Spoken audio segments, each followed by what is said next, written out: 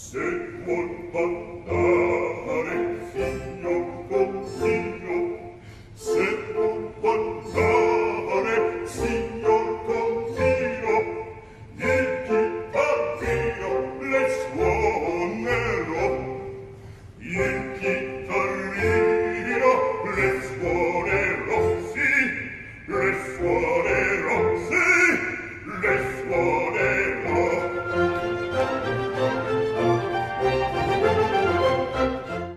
Hello, everyone, and hello to you on Tuesday Conversation with Friends. Today, I have Valerian Ruminski with me, who is an internationally known opera singer who have sung with companies like the Metropolitan Opera and who owns and runs his own opera company up in Buffalo and with an incredibly interesting story. So without further ado, why don't you tell us a little bit about you for those people who don't know who you are? Hello, everybody. Glad you're with us. My name is Valerian Ruminski, and I was born in Buffalo, New York, born and raised. And I started my singing. I realized I could sing when I was about 4 or 5 years old, and they used to ask me to sing on the school bus for everybody. And in kindergarten, they'd have extra time at the end of the day. The teacher would say, let's listen to him sing something. I sang for the St. Paul's Episcopal Choir, men and boys choir, when I was 10 years old. And then I went to a Jesuit high school and sang in the choir there. And the choir teacher took me aside and said, you have a real voice and you should be singing professionally. I encourage you to pursue a music career. So I got a degree in voice at the university, and I was accepted, lucky enough, privileged enough to be accepted at the Academy of Vocal Arts in Philadelphia, which is one of the best opera training schools in the world. Absolutely. And and then on the side, when I was in my teens, in those tween years, I really wanted to be a pop singer. And I tried. I was in some bands and things like that, and I was not successful because nobody wants to hear a bass singing songs that all the tenors sing, because all pop singers are tenors. But now, over the past year with the pandemic, I've produced my first pop album, and I'm producing my second pop album, and I'm getting good reviews. And so I'm trying to break into a different profession on the side as a hobby. But my opera career is still going strong, and so is the company in Buffalo. I think there's something that's really shifted in the performing in the whole music and performing industry is with something's like YouTube becoming available. We have a lot more freedom to express who we are and use our own voices. And I think that's where, you can produce your own album. You don't have to worry about if you have somebody who's going to put you in a studio to produce an album and all that stuff. And one thing that I have really come to kind of appreciate about you is you're your own person. You always do things your own way, even if you get in trouble. And tell us a little bit about that part of who you are. I mean, a lot of it is look on your face, right? Yeah, a lot of it is that if I knew some of the things that were going to happen, I probably would have shut my mouth. But yeah, I've been outspoken, and I think it's just because I have a rebellious nature. I guess I see the truth, and when I see the truth is being trampled, I speak about it. But a lot of times, it's also that you have to have an inner censor. But I think it's important that we don't walk around like robots. I was a sociology major when I was in college, and I was very aware of politics. And then when I decided to be an opera singer, I sort of put myself into a bubble because a lot of opera singers, they won't take political stand on anything because they're afraid that it's going to hurt your career, and the opera career is very fragile. It's like any other performing art, where if you get controversial, there's a chance that the people who hire and fire are not going to hire you. Right. So sometimes you gotta, be careful if you really want to.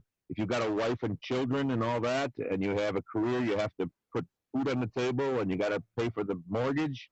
A lot of time you got to shut your mouth and you got to just do your job. But the thing is, I've really never been married, and I don't have any children, So any pain and suffering that I bring upon is brought upon myself. And I'm not hurting anybody else. I'm just hurting myself. So I guess that's part of it, is that I have not had to be providing for anybody else. So I hurt my career once or twice, by saying this or saying that. But the problem is, you really don't know what's expected of you. You go to an opera house and you work for a month, and sometimes you're around a lot of liberal people. Right. And if you say something conservative, they don't want to hire you again. And then you go to another opera house and they're all conservative, and you say something liberal and they don't want to hire you again. So And I so guess you that's learn, why that's you learn why to shut your mouth then, because you don't know whether you're talking to somebody who's liberal or conservative or what it is. right. Best just to be neutral on the whole thing. I think that's So why it's like the same rule for dinner conversations: no religions and no politics, right? yeah, but the problem is that in the day we live in, there's an 800-pound gorilla sitting at the table with us. That's true. That's And very it's very true. hard not to say something, because it's what everybody's talking about. It's the most important thing. And of course, to be socially conscious about what's affecting us. I mean, we're artists. Hmm. We can't function if we're full of anxiety and miserable, and we have to. I mean, that's what being an artist is. You allow your passion to inform what you're doing, Right. and if you're worrying. I mean, I have a lot of friends who are artists who are very depressed, who Mm. are very concerned, and ignorance is bliss. If you are ignorant to the whole thing and you don't read about it and you're in denial and you don't want to see anything, okay, that's fine. But if you're people like we are, where you're an artist and you are aware, and you have to be aware, because you're on stage, you're portraying people, you're portraying characters, you're supposed to be educated. And Right. if you're aware, then you're also subjecting yourself to the pains and to the to the anger and horror that is around us, and it affects you. Yes, it does. So Yes, it does. I think I believe you and I studied with the same teacher at different times, Bill Schumann. And I remember during the lessons, and he was very big on this concept. You cannot frighten an artist. When an artist is frightened, he or she cannot sing. So during the lessons, he's very protective of the student's psyche, and that needs to be extended outside of the laboratory, the studio environment.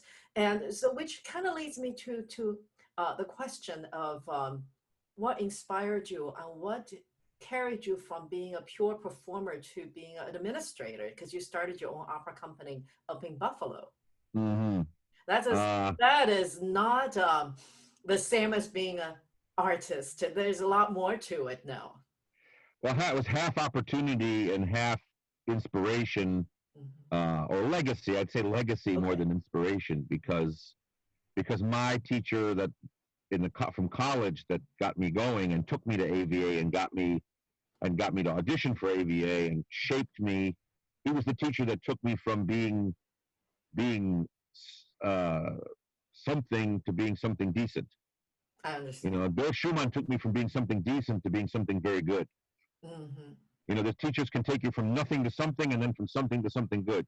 Right. So I felt a debt of gratitude towards Dr. Burgess at the university, who taught me, and who was a Curtis graduate, and who knew Chris Makatsaurus at AVA from the 60s, Right. and knew that it was the place for me to be. So the opera company in Buffalo was always a touch and go affair. Hmm. For many years, it was around, and finally they ran out of money, and it kind of crashed and burned. And my teacher got a negative reputation because of it. And it was never his fault, really. It was the forces that were around him.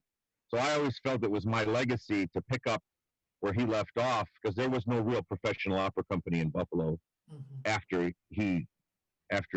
he dropped the company, after it was ended. It ended in a very negative, crash and burn, a lot of money owed and all that. So I wanted to do it. And the second part of it is, of course, there was no other opera company. So it's not like I was fighting some kind of you know, Big I competitions. wasn't creating the second tiny little opera company that was fighting. No, there was no other opera company. So Hmm. there was an opportunity. We were going to be the only band in town. So I looked at it like, okay, I can do this, and I don't have to fight City Hall in order to make it a reality, because any opera is going to be the opera Right, in right. town. So the main thing was, and this is how it is with most companies, is finding a decent theater to get married to Mm, have the relationship with a theater that is amicable, where they're willing to bend over backwards a little bit to make it a reality. hmm. And I had a pretty decent relationship for 7 years with the theater that we got into, which was an 1,100 seat Hmm. old movie theater in the suburbs that was built in 1926, the Riviera Theater. But as management changed, the attitudes towards us being in the in the house changed, and then eventually we were not brought back after our eighth season Oh. because the guy didn't care about the guy who brought me in there. He wanted opera, Hmm. and he was nice to work with. I didn't have to fight with him. Hmm. And then it's a matter of uh, they wanted me there, but then they never wanted to. It's sort of like a husband who wears a wedding ring but takes it off when he goes to a bar. Oh dear. I think it's opera is a tricky art form, and being an opera singer myself, I think opera is something that sometimes people automatically feel they don't relate to it, which goes back to I really think at the end of the day, making that connection is going back to the humanness, the human stories of the performers, the human stories of the originators, the composers, the librettists, the people, even the people who design the sets. And going back to the stories of the characters and why are they human and how do we create an opportunity to connect with the audience as human to human versus this giant grand art form that's detached. And I don't think it necessarily is in being innovative in the staging, or we now change the setting of being in Paris and for La Boheme to being in this other place. I don't think it's necessarily that, because I think all of that is in the effort of making that connection, right? So, so now, what was the biggest challenge for you to create that connection with people who may or may not be opera goers? Because Well, you have to create audience besides just the people who have been going. I think the simplest way Mm, to generate that kind of recognition of the humanity mm, of what they're experiencing for the audience is to get the singers that most can convey in the best way the art form. mm, You know, when you hear Callas or you hear Corelli or you hear Siepi or Pinza, I have right, a preference for bassos, singing. Their technique is so pure and the voice is so pure that's when you cry. right, When you cry, you feel the humanity when Pavarotti hits that high note.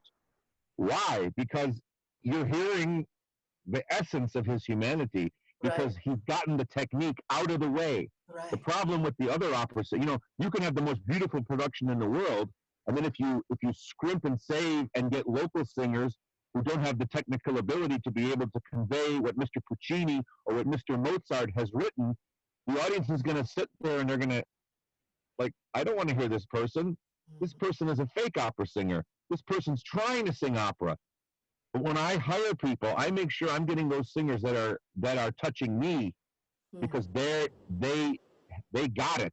They So know how to now, sing. now They're one of the exposing their humanity through the right, voice. right. So now when you see us, um, let me rephrase that, because one of the things I found that you have done in your publicity and the things you send out is you really allow yourself to be more than just the opera singer when you are going through, when you share yourself with people, and it's sometimes it can be very vulnerable. Can we talk a little bit about vulnerability and what's personal? Well, I mean, the vulnerability, and you have to be honest about it. It's like I'm not doing it because I'm trying to get something out of it. I mean, I think it's just my nature to try to be to be real. If you expose yourself, uh, somebody could make fun of you, but so what? So let them. It doesn't affect me. Really. I mean, if I tell 100 people my story, and five of them think I'm a jerk, okay, that's your opinion. I'm comfortable talking about my personal life and all that because I feel if I'm sharing with the patrons and I'm sharing with the people who attend my shows, Mhm. that it's a great reason for them to continue to come to the shows because they're going to appreciate my honesty. Right. Um, I'm happy to share with people because I get feedback, Hmm. and then they share with me because they see that I'm being open, and so they're open. I just visited this morning. All week this week, I've been visiting patrons. Hmm. I was having coffee this morning with two patrons. They've been around for 10 years. They I, love the fact I stopped over. They're talking about current affairs. They gave me a container of borscht that they cooked. I got it on the floor right here. that's And wonderful. yeah, and I got another person that invited me over later. And these are donors, these are Right. patrons, but I'm not going to see them because I want them to give me money. Or It's nice soup. that, Right. yeah, it's nice that they give me money. But the thing is, it's the opposite. It's like I'm seeing them because I enjoy their company and because I don't know. A lot of people I like talking about myself. I'm not self-centered, but I'm happy to share with Hmm. people these things, and they want to know. And Right. another part of it too is that I run this company sort of part time, Right. and Right. I live out of state now. Right. So You're I'm living in my reassuring hometown. everybody. Yeah, Right. I'm reassuring everybody that I can run this company with one hand tied behind my back and one eye closed, and from California or from Denmark if Right. need be. Last year I was in Denmark for 5 months singing with the Danish National, and I ran the opera company. I must have raised $20,000 when I was in Denmark, Right. making phone calls and calling, emailing people, and people were making PayPal donations and they were sending checks. And I have an intern here in Buffalo, and if I tell him to go to the storage and go to the mail, he goes and picks up the checks and puts them in the bank. So I mean, I hate to talk about money, but really, opera doesn't work without money. It That's is an right. expensive art Right. form. Every part of it is expensive. There's a lot of art forms. I mean, it's nice with the internet because things are cheaper and you can do things in a cheaper fashion. Hmm. But if you're really running an opera company where you've got a set on the stage and an orchestra in the pit, you've got to raise money. And the only way to Right. raise money is to talk to people and to have a Right. sense of community. Nobody wants to give you money for opera. I mean, it's not like giving money to the Muscular Dystrophy Foundation where we got a kid in a wheelchair. Our poster child is a big fat guy in a tuxedo. So that's not a great reason to give money, you know. But it is when people realize that they're participating in the culture of the community. Right. So now, obviously, in order to really be vulnerable and be an artist, we have to be a person, not just a artist, not just be, all of that is part of who a person is, right? So tell us a little bit about the person. That's when you're not um, I don't want to say when you're not being the artist because I think that's 24/7. You never really stop. That is a huge part of who you are. But what about other parts of who you are? Other parts of who you are outside of the running the opera company, outside of the performing? Because when you're performing with Danish National Opera, you're not the same person as when you're running your own company because that's very different aspects of who you are. And there are other even bigger spectrums outside that helps you to be able to be both of those people, right? But there's more. Tell us a little bit about this more. Well, I think our whole lives what we're doing is we're trying to get to the place where we can have all the plates spinning. Hmm. It takes a couple decades to get the plates spinning, and then you get to this place where you're on the plateau. That's Hmm. where I am now. Okay. I'm 53 years old. I got it all. It's all moving. It's all spinning. right now. The company is going into a great new phase. My career is going into a great new phase. So I think that the thing that motivates me the most is what I started. I mean, that's where the momentum came back in when I was a kid. Hmm. It's about the singing. It's just about the voice. It's about, Right. yes, I have a personal life. I guess I've given my personal life a lot of short shrift over the years. I don't have any children. That's a sort of a little bittersweet that I don't. I'd still like to have, even though I'm 53. I'd still like to have, but if it's not in the cards, it's not in the cards. But now I told you earlier that I went to Ancestry, and Hmm. I got, it took 5 years, but I got connected finally with my birth father and my birth mother, and Okay, so I've let's go been, a little further back. So you were adopted. I was adopted, Mhm. and my adopted father died when I was 10, Oh and wow. uh, my adopted mother died about 8 years ago of cancer. Well, So I've been an orphan.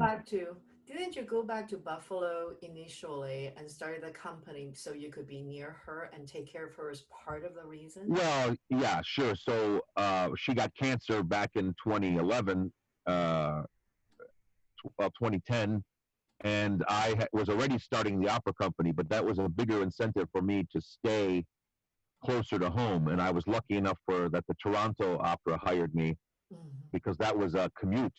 Right? I was able to go back and forth to Toronto every couple of days, Hmm. and I earned good money Right. up there. So I was able to go back and forth over the border and be with her, and then be working in Toronto. And she passed 1 year after that contract finished. Wow. Um, so yeah, I started the company partially because I needed to be closer to home because I'm an only child and she was dying, so I needed to be there. And I went through that experience, and I wonder how any child can even function after if don't do that, if they don't do what they're responsible Mm. for. It's required. Your parents Right. sacrificed for you. I couldn't imagine how I would feel if I had skipped that. If I had, been irresponsible and said, I'll let the nurse take care of her or something. I was there when she died. Right. So I feel good about that. But at the same time, my uncle and my mother were open about the fact that they were okay with me finding my birth parents. Ah. So my mother started giving me not contact, but uh, information Clues. about my adoption that Mm. she was not willing to do earlier. Like when she was dying, she felt, okay, I'll tell him. And so it took 7 or 8 years, but Wow. this year, in this year of catastrophe and virus, good things happen. I got a phone call, and then I uploaded my DNA, and I found my father in June, and I came back to Buffalo for a week to meet him. And now this week, I'm back for a week to meet my mother. Wow, it gives me chills. To Wow. And I That's have a big brothers and thing. sisters. I've been alone for my whole life. Now I have two brothers, three sisters, seven nephews, and one niece. How does that feel? All of a sudden, you're part of a big clan, going Well, from the they're, only child with no children, no yeah, spouse, to now being part of a big family. yeah. Now I'm buying a lot of clothes. What I'm doing, I'm sending baby T-shirts to this kid and T-shirts to that kid, and I bought a little jogging outfit for the baby. My younger brother has a baby, and I've been I've been going to the store buying things for people as gifts. Is So that and strange for you? they, they are, yeah, it's sort of what I envisioned when I thought about finding my parents. I was excited about finding my parents, but I was a little bit more excited about the idea of having brothers and sisters. And you're not just like anyone. You have a different identity than most people, both publicly and probably even privately, right? The way we view ourselves and changes because of the role we have to play in this world. So did your family know about you? Because Buffalo is not a huge town, like with a lot of people. It's not a small town either. But did they know about you? And how has that impacted the relationships The new Well, they release. didn't know me prior, of course. They they had I think one or two of them had attended one of my shows, Wow. not knowing that I was related to them. They go, But that guy looks like us, but we don't know why. yeah, yeah. No, I don't look starkly like either my mother or father in particular. Like I got Wow. I have my mother's nose and my father's ears, or stuff like that. Um, but it has been a source of a little bit of anxiety for me, because Sure. I'm a little worried that I'm such a bomb going off, being an opera singer. Because my father, he uploaded the DNA, then he realized that I was his son, and he went on YouTube and he started to watch videos of me, and he saw me singing, with Julius Rudel at Avery Fisher Hall, with the Tucker Mm. Gala, and all that stuff. So he talked to me the next day for the first time I spoke to him, and one of the first things he said to me, he goes, "Son, you got a voice." How did that make you feel coming from him? Well, great, and even more so because he had a failed arts career for 10 years. He was in a play when I was born, and he went to New York to try to be in movies. De Niro was his roommate for a while. He was friends with Dustin Hoffman and Mia Farrow and all these people. He almost got into Midnight Cowboy, but John Voight got the role instead of him. And he's done Shakespeare, he's done musicals and all that, but in the mid 70s he stopped, and he got a job with the correctional, with the state, and he got a pension, and he had children and a wife and children and all that. So he looks at me and he said, "My son did it. Wow. My son went to Lincoln Center. My son was awarded. He has had an art career that I did not have." So, and even my mother recognizes it, because she remembers that my father tried to be an artist. So she says, "Wow, you finished where your father left off."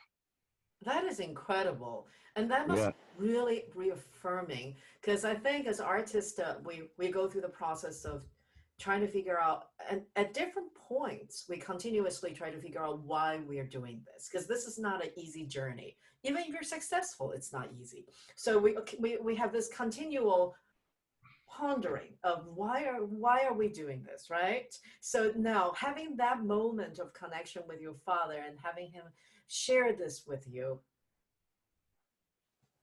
how has that affected Well, the way you I perceive mean, those bits? the odd thing of it is that I've been singing opera for 25, 30 years. And then the year 2020 was a year where I was making the effort to take a step back from opera, Hmm. and try my hand in Hollywood. So I moved to Los Angeles. So I actually joined Central Casting. I was auditioning for plays. I got a call back for Witness for the Prosecution for the Charles Lawton role, Exciting. and I was doing theater auditions, television commercials. I got into an episode of 9/11 with Angela Bassett. Wow. I was a background actor sitting there having a wine, talking to somebody. So Hmm. I was just starting in February to get Wow. to get some traction and to get started, and then the virus came. Right. But the point of it is that then a month later I meet my father, and he is an actor, and he gave me a book on acting when I met him. And this is the first time I've ever had monologues prepared.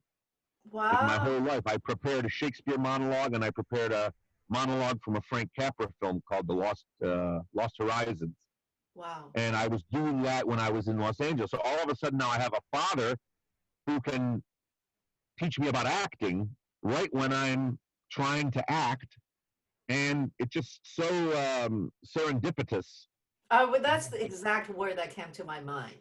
The Yeah. serendipity of this all, and the last week's conversation with friends with my friends Kristen Samuelson, she went into acting in her 50s. She was an opera singer for a long time. Then she decided she wanted to go into acting, and one of the things I think that she really enjoyed was, in opera, after a certain age, especially for female singers, it just gets to be really hard. But as an actress, contrary to people's stereotypes, she realized she could play her age group better than most other people because she took care of herself. And recently, she became an award-winning actress, and in the past 15 years or so, and she just it's a brand new craft. She had to learn how to do this, even though she's been on stage for a long time and she's acted on stage for a long time as an opera singer. She had to Hmm. learn how to do this differently.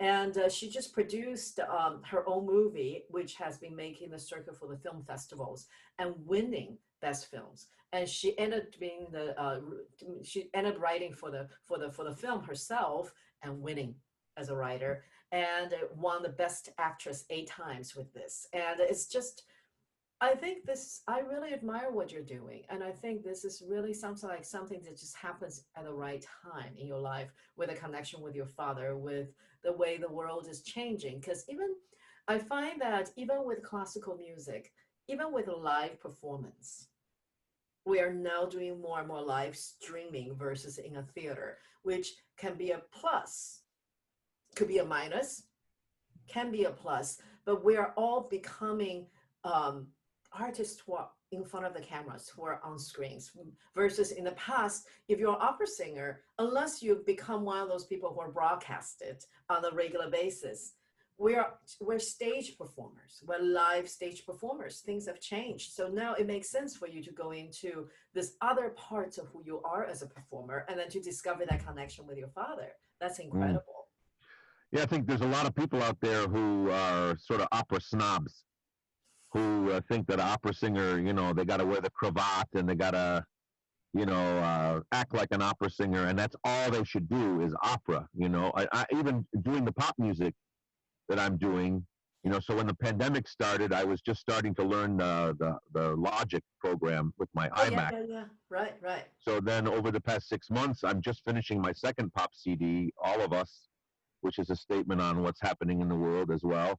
And I feel so liberated that I'm doing it because it's my lyrics, my music, and all that. I'm Exactly. trying to be, people say it sounds like music from the 80s or the 90s. I'm trying to be in the 2000s as best I can.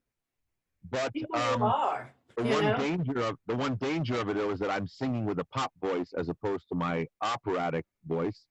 And people, like, I've said it to some singers that I've worked with, and they said, I didn't know that you could do that. And when I first heard it, I didn't know it was you.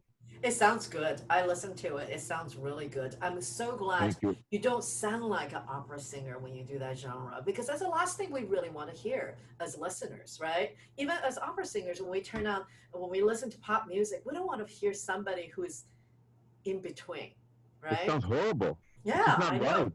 No, it But is not right. I was a soprano first. When I was a boy, I was a soprano, and then I was a Right. pop singer. Then I started singing choral music. Mm. Then I became an opera singer. So for opera is the fourth type of singing that I experienced in my life. I had three other kinds of singing, and then I'm a coloratura basso, Oh, how like wonderful is Raimi, that? right? And the reason I can do coloratura like nobody's business is because I sang coloratura when I was 8 years old in the Messiah as a soprano Right. soloist, and I learned how to move the epiglottis the Mm. right way to get. Right, So right. everything comes from the before. So when I sing pop music, I'm singing with a voice that I sang with when I was 15 years old. Isn't that wonderful? Feels whenever I do things like that, I feel like I'm reconnecting with a part of myself that is much more direct, much more pure, without affectation, and that is just something that is honest, right? It's not Hmm. created. It is just something that's expressed, and I think sometimes we miss that. Mm. But there's so much music that moves me. Again, these opera snobs. I have friends who just won't listen to pop or rock. I love progressive rock. I love 70s rock, 60s Rush, Pink Floyd, uh, Yes, Asia, all that stuff. I love that stuff, and I went to concerts, and I still go. I've seen Rush about 8 times in my life. I go to see these. I went to the Wall. I went to see Roger Waters and all that. So this is the kind of stuff you can't be embarrassed with that. There's nothing wrong. There's nothing that is not artistic about a lead guitarist with an electric guitar going crazy, because Right. that is an amazing ability. Jimi Hendrix and David Gilmour from Pink Floyd, these are phenomenal musicians. These are artists. These are not jerky kids with crazy hair. You know, that's what the opera snobs think. You know, oh, these are artists, man. You People, know, and they're yeah, just as exactly. inspiring. I've been, you It's know, when I'm tired of working and memorizing an opera, I sit down. I don't listen to opera when I'm relaxing. I listen to Pink Floyd. right, right, right. So, you Yeah, know, I know, right? It's I think at the end of the day, we're people, we're human beings, and we should be multifaceted. We should have more than just one color to our life. Otherwise, how do you live? You can't, right? Yeah, and so I would, I could just talk to you forever. This is a fun conversation, and but we have to come to an end for now, and we'll hopefully have another conversation sometime in the near future. And so I know I'm getting some clips from you, which I can include so people can hear you singing. I would love to be able to include some of your opera singing and some of your recent pop singing so people can hear different parts of Valerian Ruminski, right? yeah. Well, Yeah, my pop persona is impresario, so that when the album right, comes out, it's by impresario, and you right. got to Which do a is little kind of, digging to know that it's Valerian Ruminski, because I don't use my name. right. But I'll send you a clip from one of my new songs, and I'll send you a clip from some of my recent opera recordings, and you can use both of them. That'd be so Uh, awesome. And then thank you so much for taking time out of your busy schedule because I know you're traveling back to California and this is your last day in Buffalo. You're meeting your parts of your family for the first time, and I feel honored that we happen to be connecting and having this conversation during this very week. I think it's very special. and the great thing is, I just had some chicken wings, buffalo chicken wings. Buffalo So I chicken was, wings. yeah. That's I came home to experience the Buffalo food groups, and one of them is chicken wings, and the other one is fish fry on a Friday, which I had. There So, you go. all right. So we will talk No soon, regrets. Yes. and I wish everybody to stay healthy and wear their mask, and we're going to get through this, I all of love us. this. All right. Thank you so much. All right. Okay, bye bye. Bye.